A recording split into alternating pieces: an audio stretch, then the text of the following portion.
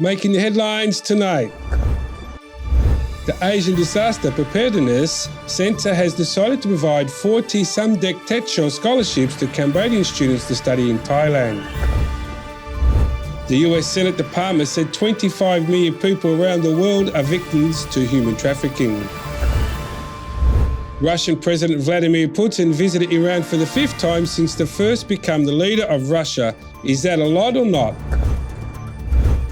And finally, the new feature film from Deep Savandra, titled Single Dad, premiered early this month as part of the 11th Cambodian International Film Festival and will finally hit theatres this week on Thursday the 21st of July.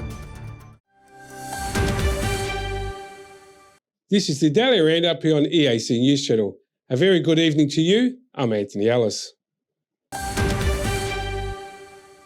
The Asian Disaster Preparedness Centre has decided to provide 40 Samdech Techshol scholarships to Cambodian students to study in Thailand. The scholarship announcement was made during a meeting between the director of Kirk University and a member of the Asian Disaster Preparedness Committee, Mr. Krasek Chanawong, with Prime Minister Hun Sen with Wednesday morning at the Peace Palace. EAC News reporter Dashana Guchin has more details. Mr. Krasek Chanawong informed Prime Minister Hun Sen that the ADPC has now become an international center which also provides scholarships to Cambodian students. During the meeting, he also requested to meet with Prime Minister Hun Sen next year as well. In response, Prime Minister Hun Sen welcomed the progress of the ADPC and instructed Mr. Krasek to meet with the Cambodian Minister of Education, Hong Chuan Narong, to select the Cambodian students who will receive scholarships. Information about what scholarships are offered have not yet been released.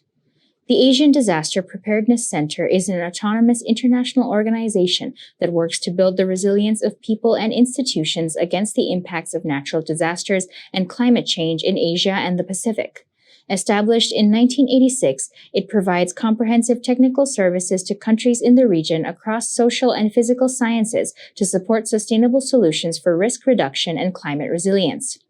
ADPC supports countries and communities in Asia and the Pacific in building their DRR systems, institutional mechanisms, and capacities to become resilient to numerous environmental hazards such as floods, landslides, earthquakes, cyclones, droughts, and more.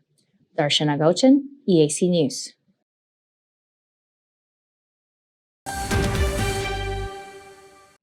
Russian Foreign Minister Sergei Lavrov will attend the 55th Asian Foreign Ministers meeting and other related meetings from the 31st of July to the 6th of August 2022 in Phnom Penh. This was confirmed by the Cambodian Minister of Foreign Affairs, Deputy Prime Minister Prak Sokhonn. Deputy Prime Minister Prak Sokhonn has confirmed that he has sent invitations to foreign ministers of 38 countries, including Russia. The Russian embassy in Cambodia has meanwhile also confirmed the participation of Foreign Minister Sergei Lavrov in the upcoming ASEAN Foreign Ministers meeting. Deputy Prime Minister Prak Sokhonn stated that Russia is one of ASEAN's dialogue partners, as it also included in the agenda of the ASEAN-Russian meeting.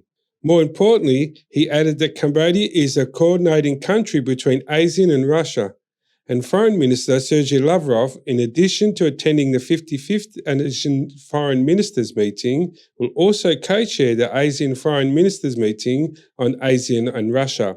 The Deputy Prime Minister has also confirmed that while Ukraine has submitted a proposal to become an ASEAN dialogue partner, due to delays in the application process and evaluation, Ukraine would not be able to participate in this year's ASEAN meeting. He, however, added that following talks with the ASEAN Secretary-General on Monday, the 18th of July, he is also able to confirm that Ukraine will be able to join the ASEAN dialogue next year. The 55th Asian Foreign Ministers meeting and related meetings will be held on the 31st of July to the 6th of August 2022 in Phnom Penh. Delegates attending the 55th Asian Foreign Ministers meeting and related meetings will be from the total of 39 different countries, including Cambodia. There will be 27 countries participating in the ASEAN Regional Forum and 12 ASEAN guest delegations. World Vision organised a workshop on Wednesday morning, July 20th, to present a report and promote positive parenting and non-violent discipline through news articles and news programs. Speaking at the opening of the workshop, Mr. Leng Virak, Operation Director of World Vision Cambodia, said that the information provided knowledge and influence to people, especially to change mindset of the people. The role of the journalist is indispensable, he said. When you share the art of embedding the meaning that makes all those words deep in the heart, it changes people's attitudes. Ms. Chim Ratana, chair of the World Vision Nonviolent Model Campaign, said at the workshop that the elevation of the World Vision Child Protection and Involvement Program by World Vision has shown that COVID-19 has increased stress for the guardian and parents due to declining incomes and the parents being burdened by the closure of schools, which increased violence against children by 20%. She added that despite the government's policy framework, strategic plans and guidance, media and campaigns should be stepped up to prevent issues affecting children. According to the 2013 Cambodian Violence Against Children survey, about 53% of children have experienced some form of violence, most of which is from mothers and teachers. Director of Child Protection and Involvement Program at World Vision, Chay Vesna, said that the factor that led to use of violence in education children included culture factors, parental knowledge, gender equality, and legal factors. Punishment of children will have many negative effects on children, including physical and mental health, intellectual and emotional development, social outcomes, declining education, increased violence, and increased violence against children. It was also found the effect of human resources and the economy, which could cost Cambodia $168 million in health services, equivalent to 1.10% of the GDP, according to the report. Two foreign companies have signed a memorandum of understanding with Cambodian farmers in the provinces bordering Cambodia and Thailand to buy logan fruit. EAC News reporter Asean Guchen has more. The two companies that signed the MOU are CP Cambodia in Pailin Province and China Jinan Engineering Import-Export Cambodia, announcing an order of longan with 4 other province communities. The MOU was signed on Tuesday morning, 19th July at the Pailin Provincial Department of Commerce, chaired by the Minister of Commerce Pan Sosak, along with representatives of several companies. The Minister of Commerce urged local companies to have more agricultural processing and closer cooperation between neighboring countries and foreign companies in order to be more honest. He said, "For community challenges, we have to come to the Department of Agriculture to learn the techniques and produce standardized agricultural products to take to China, and most farmers do not yet understand their agricultural production." At the same time, the minister instructed department heads in the provinces to learn more about vegetables, export documents, and to find out about foreign companies to make it easier to export products smoothly and quickly. It should be noted that during the Royal Government Spokesperson's Unit press conference on Tuesday, 19th July, the Director General of the General Department of Agriculture, Mr. Nun Chai, confirmed that the governments of Cambodia and China had just completed inspection and discussion on the process of exporting longan to China on 15th July, and the department hopes to be able to begin exporting the fruit soon. Darshana Gauchan, EAC News.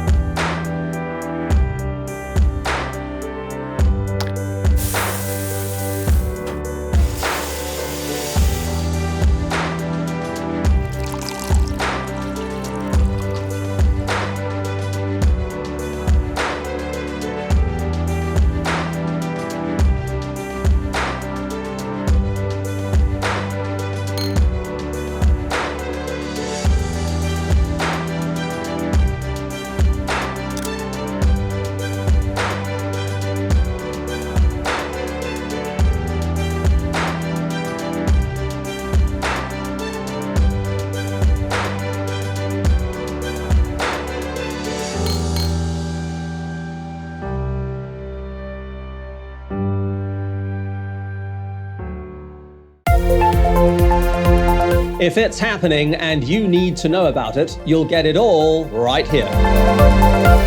EAC News brings you updates and breaking news in English across all of our platforms and channels. The EAC News app, YouTube, Facebook, Telegram, Twitter, and our website www.eacnews.asia. Join me and the rest of the EAC News team every day on your favorite channels.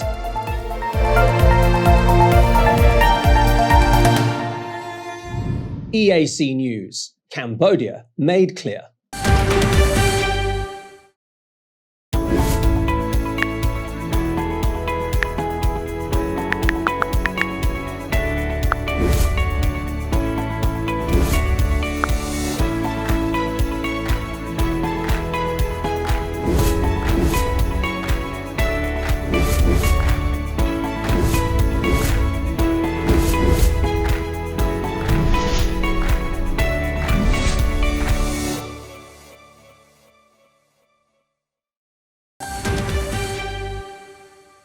The US Senate Department said on Tuesday, the 19th of July, that 25 million people around the world are victims of human trafficking, including mainly highly vulnerable Ukrainians after Russian invasion.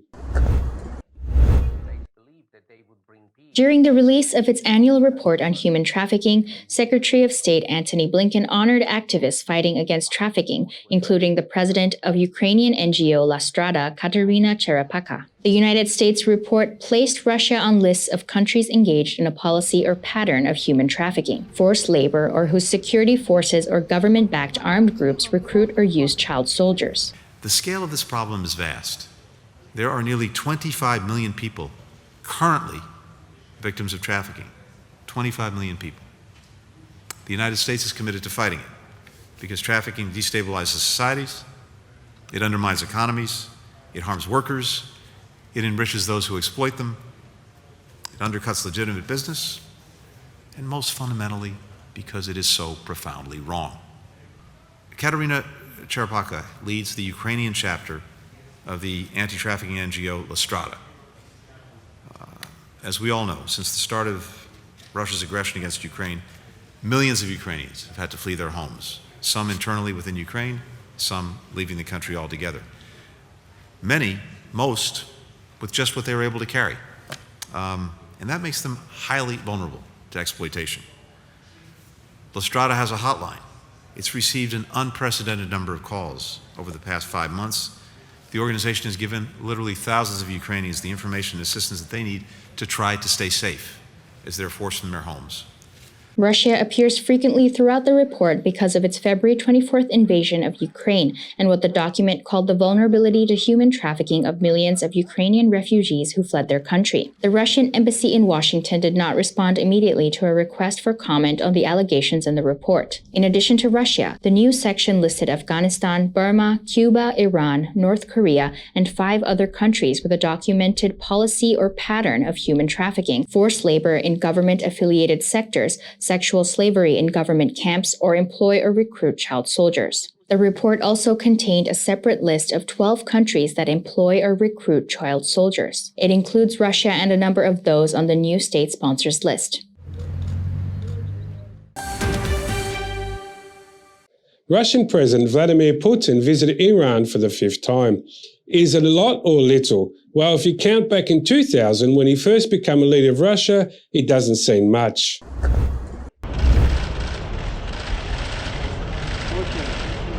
Russian President Vladimir Putin said on Tuesday that Russia, Iran, and Turkey were committed to continue efforts on normalization of the situation in Syria. Speaking after meeting with leaders of Turkey and Iran in Tehran, Putin said the countries agreed to continue consultations on Syria. Russia and Turkey were satisfied by meeting in Istanbul last week, where the sides discussed grain exports via the Black Sea. Russia, Ukraine, Turkey, and the United Nations are expected to sign a deal later this week, aimed at resuming the shipping of grain from Ukraine across the Black Sea. Putin and Turkey's President Recep Tayyip Erdogan held a meeting in Iran earlier on Tuesday, when Putin said that not all the issues had been resolved yet on the topic, but the fact that there is a movement is already good. Putin added that Russia and Iran discussed usage of national currencies in bilateral settlements. Iran is increasingly involved in the multilateral format of cooperation with Russia. It has already joined the Shanghai Cooperation Organization. The accession procedure will be completed in autumn, and Tehran wants to join BRICS. In other words, we are talking about a full-fledged course towards strategic cooperation between the two countries, both bilaterally and on the global stage. Russia and Iran have enormous potential for cooperation, from trade to the north-south transport corridor linking the Baltic Sea to Iranian ports in the Arabian Sea. That is, the European Union to India via the Caspian Sea. There is no need to think that Russia's conflict with the West has made it irrelevant. The potential for north-south trade is still enormous. Even if the war of sanctions between Russia and the EU lasts for a long time, the corridor will be needed for Russia's trade with the Middle East and Asia. The Islamic Republic is not a carbon copy of foreign models, Western or Eastern. It is a unique Iranian invention. It is complex based on both traditions, religious and national, and the notion of the correct form of popular representation and the application of Islamic law. With its problems, mistakes, and lessons, but surviving in the most difficult external conditions, none of the great powers, and Iran is undoubtedly among them, has demonstrated anything like this kind of creativity in building a new kind of state in recent decades. The last one to have a similar experience was the Soviet Union. Iran supports a political solution to Syria's crisis. Iranian President Ibrahim Raisi said in a televised speech to a three-way summit with Russia and Turkey on the Syrian conflict in Tehran. During the talks, Raisi denounced the presence of American forces in the country. Syria's fate should be decided by its people without foreign intervention, he said. The illegitimate presence of occupying U.S. forces destabilizes Syria.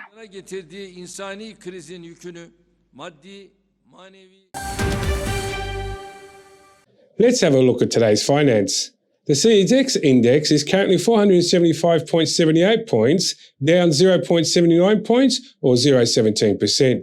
Bank of Cambodia daily exchange rate is 4,090 Khmer Rial to the US dollar. Now let's have a look what else is happening in finance around the world. Asian shares extended a global rally on Wednesday as strong US corporate earnings and the expected resumption of Russian gas supplies to Europe helped lift sentiment and ease fears of recession, while the dollar was near two-week lows.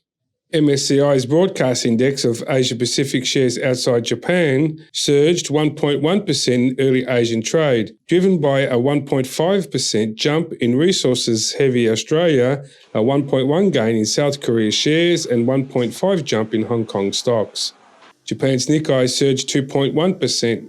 SP 500 futures rose 0.3%, while the Nasdaq futures firmed at 0.4%. US stocks closed with the sharp gains on Tuesday as more companies joined big banks in reporting earnings and beat the forecasts. The S&P 500 gained 2.8%, while the tech-heavy Nasdaq Composite added 3.1% on Tuesday. US crude dipped 0.59% to $103.60 a barrel, while Brent crude fell 0.36% to $106.95 a barrel. Spot gold remains soft at $1,711 an ounce. That's the latest news for finance. Tune in tomorrow for more.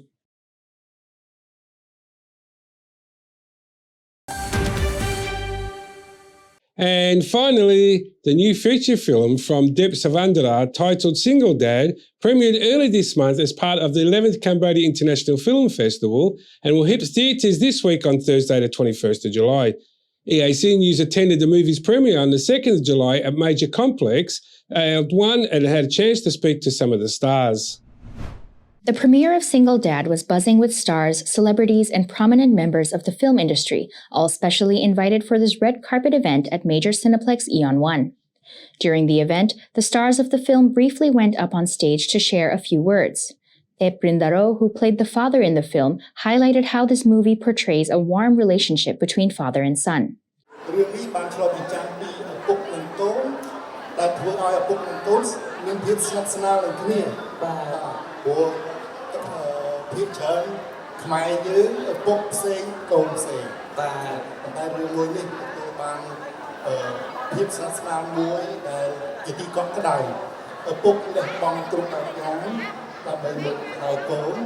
The film's lead actress Heng Chanta is a former beauty queen and winner of Miss Grand Cambodia 2016. Speaking with the press, she said that what she liked most about this film is the focus on the relationship between the father and son and the reflection of present societal pressures.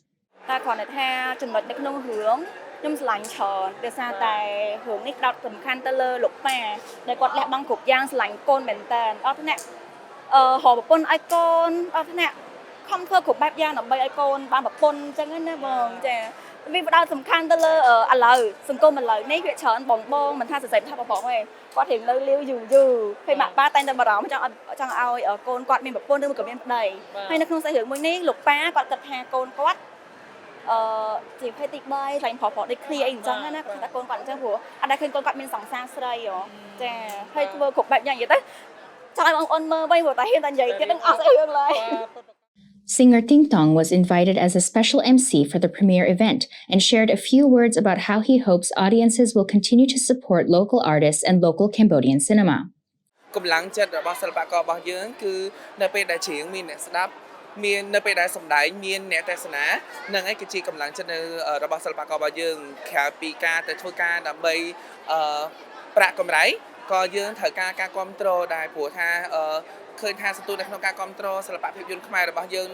up and down ជារៀងរាល់ឆ្នាំអត់សូវ up ហើយឡើងរហូតទេអញ្ចឹងក៏ចង់ជម្រាបទៅដល់បងប្អូនទាំងគ្នាថាការទេសនាការចូលរួមទិញសម្បត្តិទេសនាខ្សែភាពយន្តខ្មែររបស់យើងមិនថារឿងរបស់ LD ទេនៅគ្រប់ផលិតកម្មទាំងអស់គឺសុទ្ធតែជាការបង្ហាញនៅស្មារតីស្នេហាជាតិនិងសិល្បៈជាតិវប្បធម៌ជាតិរបស់យើងដូចគ្នា Excitement for the film was palpable among the invited guests, especially since Single Dad is a totally locally made production, with a Cambodian director, writer, production company, and cast. Premiering as a part of the 11th Cambodian International Film Festival, which triumphantly returned after a 2-year pandemic-induced hiatus, made it all the more special. Producer Liek Lida, the chairman of LD Entertainment, the company that produced Single Dad, said he is hopeful for the support this film will receive after seeing the great response and participation in the film festival. Single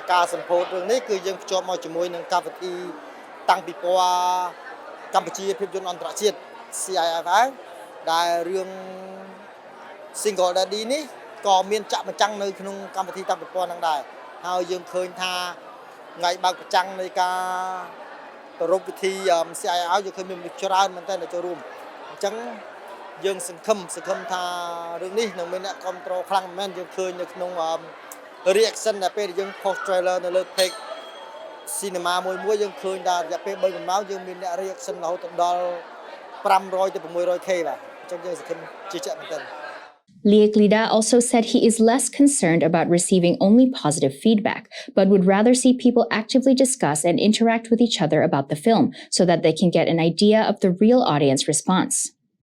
សូមឲ្យប្រជាពលរដ្ឋទាំងអស់ដែលបានចូលរួមទស្សនានៅរឿងនេះហើយសូមឲ្យតម្លៃពិតប្រាកដមកខាងផលិតកររបស់ពួកខ្ញុំដូចជាការចូលរួម comment ឬក៏ reaction ទៅលើរឿងហ្នឹងនៅពេលណាដែលពួកគាត់បានមើលបាទគាត់ផុសនៅលើ social media ផងគាត់ថារឿងហ្នឹងល្អមើលឬក៏អត់បើសិនជាល្អមើលគាត់ស្អាតល្អមើលទៅគាត់និយាយអាចនិយាយបានពីចំណុចល្អតែបើរឿងហ្នឹងអត់ល្អមើលទេគាត់អាចនិយាយពីចំណុចអាក្រក់នៅរឿងហ្នឹងបានដើម្បីពួកយើងបានតម្លៃពិតការរិះគន់ការលើកទឹកចិត្តហ្នឹងគឺជាតម្លៃពិតដែលពួកយើងចង់បានច្រើនជាងអ្វីទាំងអស់ Single Dad is the latest comedy film from LD Entertainment. Directed by Diep Sovandara, it tells the story of a single 30-year-old man who is still living with his parents and centers on a father-son relationship, which seems to be a little broken when the son refuses to find a girlfriend. The son's father then takes matters into his own hands to help his son find a girl by becoming his seduction teacher. Single Dad will begin screening in theaters all across the country from Thursday, 21st July. Darshana Gochan, EAC News.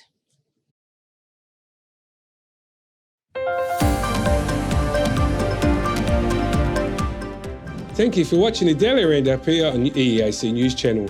For more breaking news and updates, check our website eacnews.asia or search EAC News on Telegram, Smart TV or your favourite app store.